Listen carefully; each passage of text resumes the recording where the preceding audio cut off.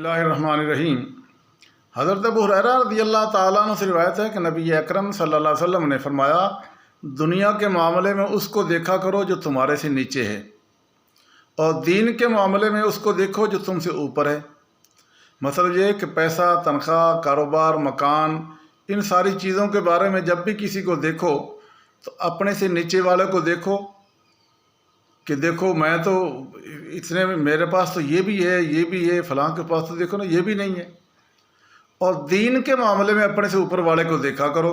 इस तरह तुम्हारे अंदर नाशुक्री पैदा नहीं होगी।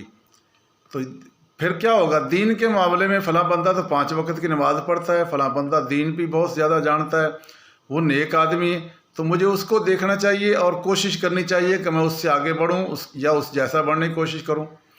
और दुनिया के लिहाज से उनको देखूं जो मुझसे कम हैं। इसी तरह हज़रत शेख सादी, क्योंकि दुनिया में अल्लाह ताला ने किसी को कम और किसी को ज़्यादा दिया है, ये इम्तिहान की गरज से है। तो हज़रत शेख सादी रहमतुल्लाह अलैह का वाक़या है कि आप कहीं सफ़र कर रहे थे तो आप, जूती नहीं थी, पाँव में छाले पड़ गए, बड़े तंग और नाशुक्री के कलिमात मुँह से निकलने लगे। तो भाई मेरे पास है अल्लाह तेरे लिए जूती, जो कोई पीछे जूती के लिए पैसे भी नहीं है, मेरी ये हालत हुई है। जब आगे पहुँचे तो बाद देखा कि एक आदमी जो है ना वो पाँव नहीं है और वो ज़मीन पे घिसट के चल रहा है।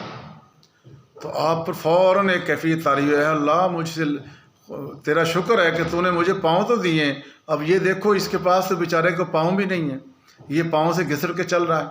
तो इस तरह आपके अंदर एक शुक्र का जज्बा पैदा हुआ। तो इसी तरह जब हम अपने से ऊपर वाले, दुनिया के लिहाज से ऊपर वाले को देखोगे तो हम नाशुक्री करेंगे, और नाशुक्री करेंगे तो ये अल्लाह ताला की यानी कुफ्र होगा। फरमाया लइन शकरतुम लाज़ीदन्नकुम, तुम अगर शुक्र करोगे तो मैं तुम्हें ज़्यादा दूंगा, और अगर नाशुक्री करोगे तो फिर मेरा अज़ाब बड़ा सख्त है। तो वो भी अगर अल्लाह ताला ले लेगा तो फिर क्या है। आज दुनिया के अंदर जितनी भी परेशानियां हैं, स्ट्रेस है, बंदे के अंदर टेंशन पैदा होती है, ये सारी चीज़ें इसलिए पैदा होती है कि मेरे पास ये नहीं है, मेरे पास ये नहीं है, मैं ये नहीं है।